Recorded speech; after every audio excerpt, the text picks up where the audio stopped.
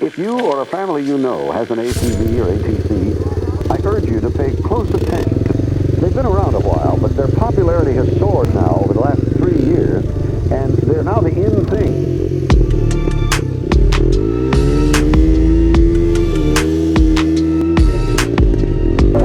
There are 1.8 million of them in the U.S., and state sales are climbing. It's like a wheelie field to me.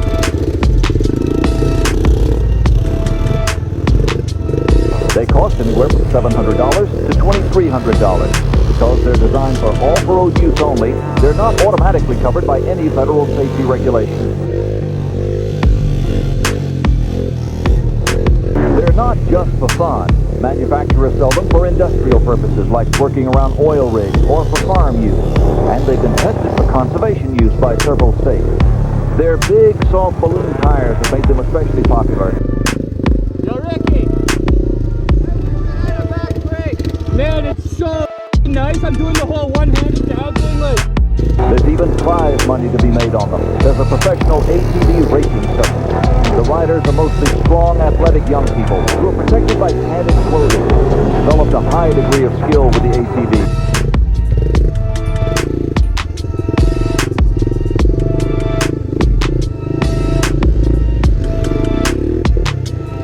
But even they have occasional mishaps. Y'all are good?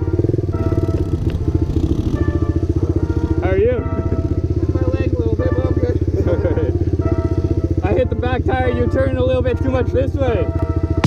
See, I need to fix mine too. Oh yeah.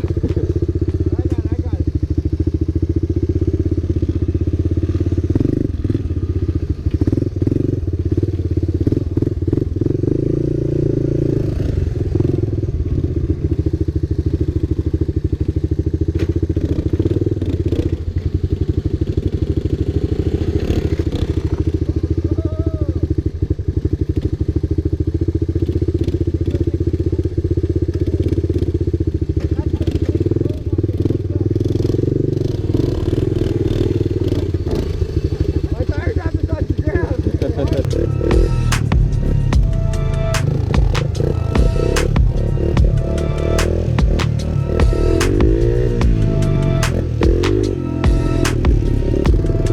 Doesn't stop at the race course. ATVs have become the focus of weekend happenings. Hundreds of enthusiasts gather in remote locations, prepared to camp out for weekend parties.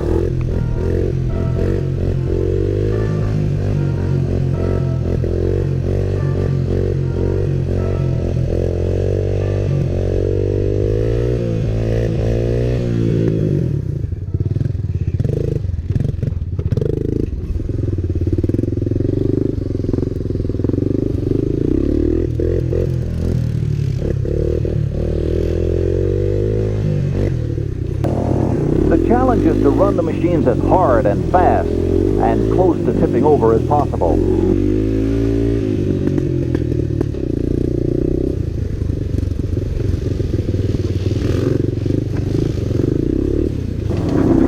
Raymond's so small he can't fuel or start his big machine without help. Once it's fueled and fired off, he returns to the mayhem.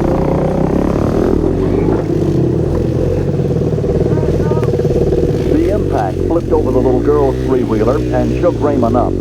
But an adult quickly dusted them off and encouraged them to hop back on and roar off again. These kids are okay, but not everyone is so fortunate. At the Yuma Regional Medical Center emergency room, they see as many as 50 ATV accident victims on a holiday weekend. Dr. Marco Reiser, who works in the Yuma emergency room, got on a 3-wheeler to describe one of the most serious types of injuries. The ATC came off the ground. They were now off the seat. When the ATC landed, they came down hard on the seat, weighting their spine to the point where the bones of the spine collapsed.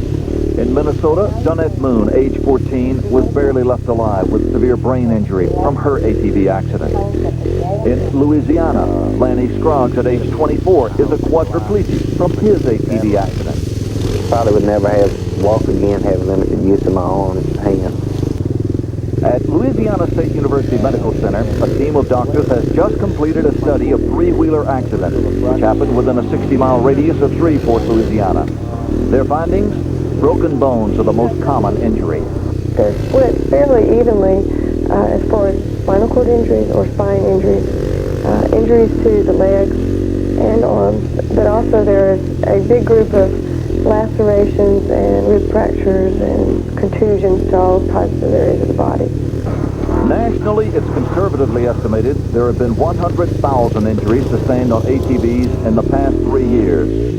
And the injured are among the lucky ones. There are no precise figures on the number of deaths from ATV accidents. Government figures suggest at least 125 people have died over the past 3 years, but it's believed those figures are low. For example, in just 3 Louisiana hospitals we checked into, there were 6 fatalities, and not all of those were listed in the government records. The victims have ranged in age from 6 months to 78 years old. Some were experienced riders, others were on their first ride. Oh yeah, it's beer o'clock again? Hey boys. Alright. I seen that, I have that on video. You came on a tip and you looked back right away like, oh, I handled that right. I got a break. That one last corner, man, I was like, oh shit, I move all flat, and then all of a sudden I see a dead end.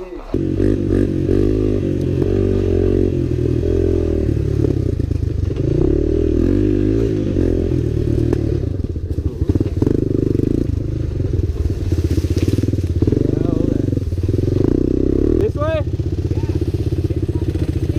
Okay, so this is where me, you, and Ronald went then.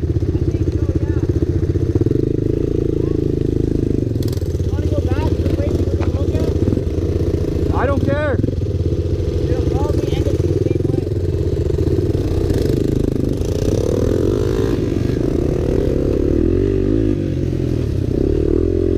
At age 7, Ricky might well have thought of the 3-wheeler as nothing more than a motorized tricycle, but it's fundamentally different from the standpoint of safety. Dr. Robert Wright, a technical expert on stability, has studied ATVs for accident victims. He says they have a dangerously high center of gravity. Your center of gravity is about in here. Center of gravity machine is down in here. So the two of you ride right about in here, which means your center of gravity is very high and very far rearward. So this means that if you are driving along on any type of surface and accelerate rapidly or hit a bump, you're going to go on over backward. Go back this way. Right. And since you're holding onto the handlebars, as you start to go back, you even make it worse because you're going to pull it on back. Wright says the same problems were found and fixed in early models of farm tractors and riding lawnmowers that also tipped over. The ATV manufacturers say that what may look like instability is actually part of what makes these 3-wheelers able to take on rugged terrain. We believe they're very stable. We believe that the rider essentially influences the stability of the vehicle. It's very similar to off-road motorcycles, bicycles, skateboards. It doesn't take long to easily learn the fundamental skills of handling an ATC and ride it very safely.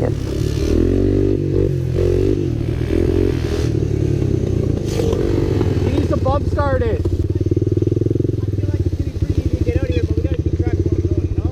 Yeah. Because I think we can get the power line pretty good. But yeah, I don't like to get lost.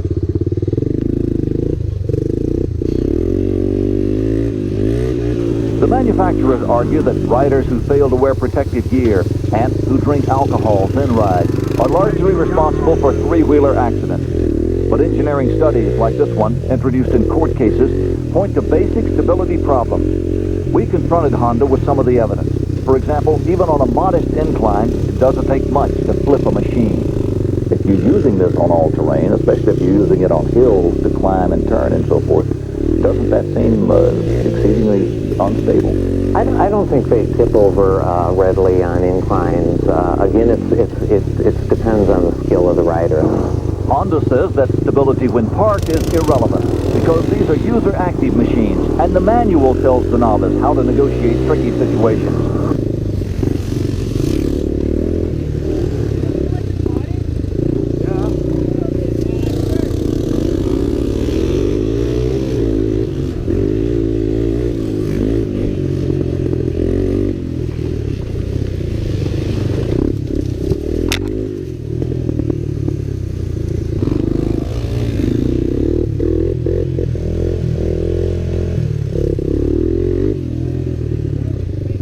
I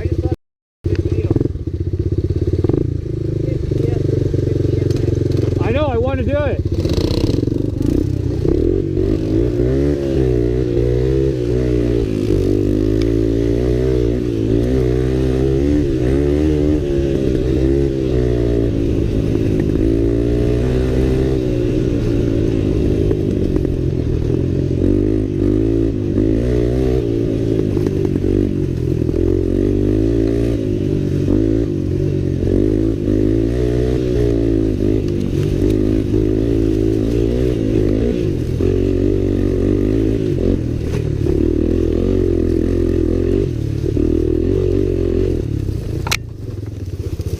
Let's see him catch up to that.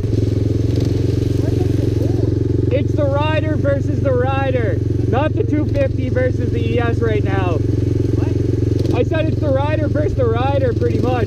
Yeah, seriously. We'll turn around.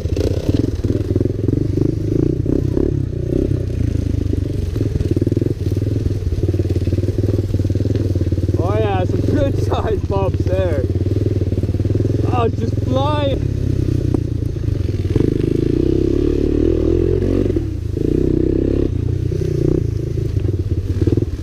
Good idea.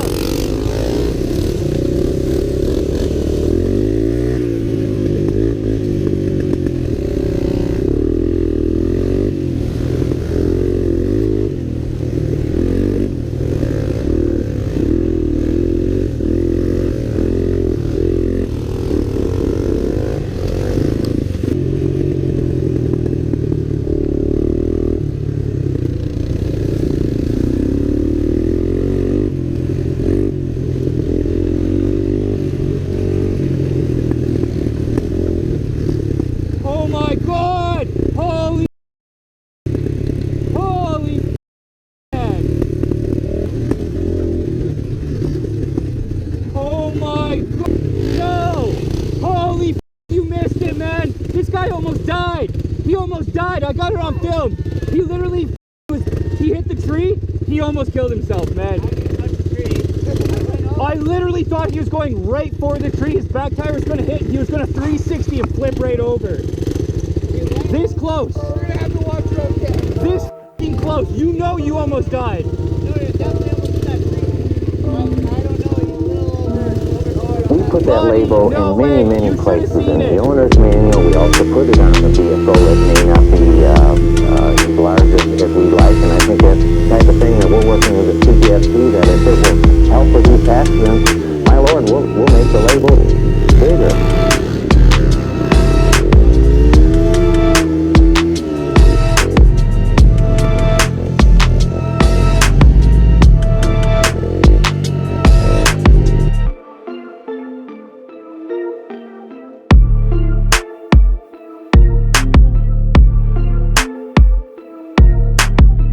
That's what I'm saying. He's like, which one? I was like, yeah, he did a couple times.